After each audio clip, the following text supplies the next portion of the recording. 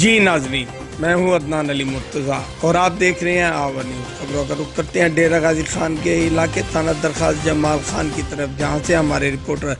جاوید جتوئی کی رپورٹ کے مطابق تھانہ درخواست جمال خان پولیس نے کارروائی کر کے ناجائز اسلحہ رکھنے کے الزام میں 4 ملزمان کو گرفتار کر لیا۔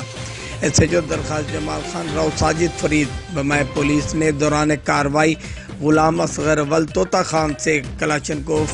بمائے گولیاں اور ملزم برکت ولد میٹھا سے پستول 12 بور، جبکہ فاروق ولد غلام اکبر سے پسٹل 30 بور اور اسی طرح منظور ولد شکری سے بھی بندوق 12 بور برآمد کر کے 4 ملزمان کو گرفتار کر لیا۔ ایس ایچ او تھانہ درخواست جمال خان نے کہا کہ ڈی پی او اختر فاروق کی ہدایت پر جرائم پیشہ عناصر اور سماج دشمن عناصر کے مذموم عزائم کو ناکام بنایا جا رہا ہے۔